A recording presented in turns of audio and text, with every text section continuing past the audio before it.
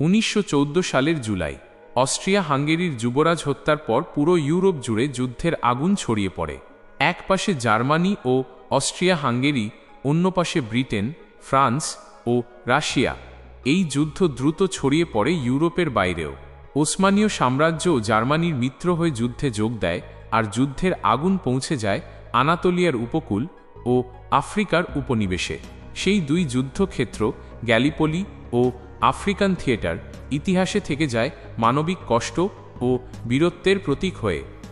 1915 সালের শুরুতে ব্রিটেন ও ফ্রান্স সিদ্ধান্ত নেয় ইউরোপীয় ফ্রন্টে জট খুলতে হবে নতুন এক আক্রমণ দিয়ে। তাদের লক্ষ্য ছিল দার্দানেলেস প্রণালী দখল করা, যা ভূমধ্যসাগরকে কৃষ্ণ সাগরের সঙ্গে যুক্ত করে। এই পথটি দখল করা মানে রাশিয়ার সঙ্গে সরাসরি বাণিজ্য ও যুদ্ধ সংযোগ স্থাপন করা। তারা বিশ্বাস করেছিল এই সাফল্য ওসমানীয় সাম্রাজ্যকে যুদ্ধে দুর্বল করবে। 25শে এপ্রিল 1915 সকালে ব্রিটেন, ফ্রান্স, অস্ট্রেলিয়া, নিউজিল্যান্ড ও ভারতের সৈন্যরা গ্যালিপোলির উপকূলে নামে। মোট সৈন্য সংখ্যা ছিল প্রায় 4,90,000। তুর্কি বাহিনীর নেতৃত্বে ছিলেন তরুণ অফিসার মুস্তাফা কামাল আতাতুর্ক, যিনি পাহাড় ও উপকূলের প্রতিটি ইঞ্চি মাটি শক্ত করে রক্ষা করছিলেন। মিত্রবাহিনীর লক্ষ্য ছিল ইস্তানবুলের দিকে অগ্রসর হওয়া, কিন্তু তারা সৈকতের পরবর্তী কয়েক কিলোমিটারও পেরোতে পারেনি। পাহাড়ের উপরে থেকে তুর্কি বাহিনীর গুলি বর্ষণ, গরম, ধুলো, কলেরা ও জলের অভাবে সৈন্যদের অবস্থা শোচনীয় হয়ে ওঠে। ইতিহাসে বলা হয়, গ্যালিপোলির প্রতিটি বালিকণায় তখন রক্তের গন্ধ লেগেছিল। প্রতিদিন শত শত সৈন্য মারা যেত, কেউ গুলিতে, কেউ রোগে। 8 মাসের সেই যুদ্ধ শেষে ডিসেম্বরে মিত্রশক্তি অভিযান বন্ধ করতে বাধ্য হয়। গ্যালিপোলি অভিযানে মোট প্রাণহানি হয় প্রায় 1,30,000-এর মতো। এই অভিযান ব্যর্থ হলেও তুরস্কে আতাতুর্কের খ্যাতি দ্রুত ছড়িয়ে পড়ে। পরে তিনি হয়ে ওঠেন আধুনিক তুরস্কের প্রতিষ্ঠাতা। অন্যদিকে অস্ট্রেলিয়া ও নিউজিল্যান্ডে এই যুদ্ধ নতুন জাতীয় আত্মপরিচয়ের প্রতীক হয়ে ওঠে। আজও 25শে এপ্রিল সেই যুদ্ধের স্মরণে পালন করা হয় অ্যান জ্যাক ডে, যেখানে হাজারো মানুষ শহীদ সৈন্যদের শ্রদ্ধা জানায়। যুদ্ধের এই অধ্যায় শেষ হলেও বিশ্বযুদ্ধের অন্য প্রান্তে তখন নতুন নাটক শুরু হয়েছিল আফ্রিকায়। ইউরোপীয় শক্তিগুলো তখনও আফ্রিকা ভাগাভাগি করে উপনিবেশ স্থাপন করেছিল। জার্মানির অধীনে ছিল জার্মান ইস্ট আফ্রিকা, আজকের Tanzania, Rwanda, Burundi, German South West Africa, Namibia, Cameroon ও টোগো। 1914 সালে যুদ্ধ শুরু হতেই মিত্রশক্তি এই উপনিবেশগুলো দখল করতে চায়। তাদের উদ্দেশ্য ছিল জার্মানদের কাঁচামাল ও বাণিজ্য পথ বন্ধ করে দেওয়া। আফ্রিকার যুদ্ধ ছিল সম্পূর্ণ ভিন্ন ধরনের।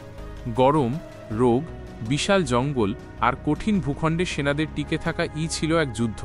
এখানে সবচেয়ে দীর্ঘ লড়াই হয়েছিল জার্মান ইস্ট আফ্রিকায়, যেখানে জার্মান বাহিনীর নেতৃত্ব দেন জেনারেল পল ভন লেটোফরবেক।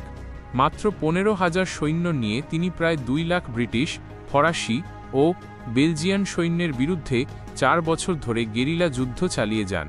তিনি স্থানীয় আফ্রিকান সৈন্যদের, যাদের বলা হতো অ্যাসকারিস, দক্ষতার সঙ্গে ব্যবহার করেন। পাহাড়, নদী ও জঙ্গলে দ্রুত আক্রমণ ও হঠাৎ পিছু হটার কৌশলে তিনি ইউরোপীয় সেনাদের ব্যতিব্যস্ত রাখেন।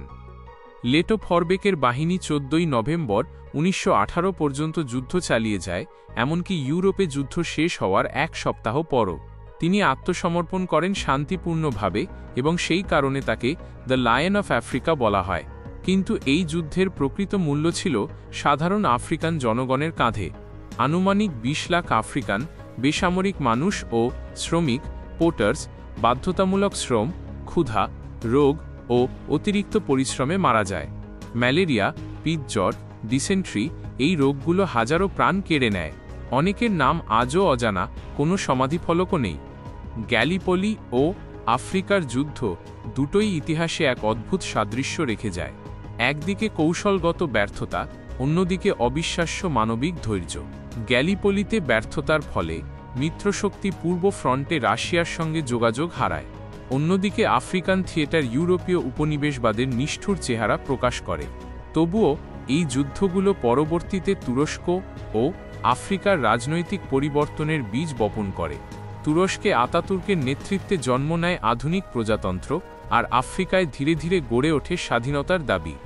আজও গ্যালিপোলির উপকূলে সযত্নে সংরক্ষিত রয়েছে হাজার হাজার সৈন্যের কবর। সেখানে খোদাই করা আছে ৪৪,০০০ মিত্র সৈন্যের নাম।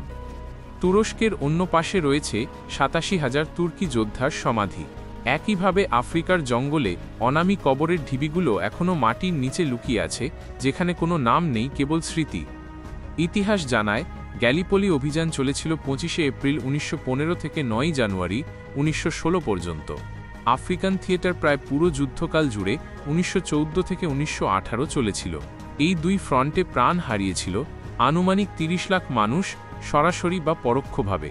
যুদ্ধ শেষ হলেও এর প্রভাব রয়ে গেছে সমাজ, রাজনীতি ও মানব সভ্যতার চিন্তায়।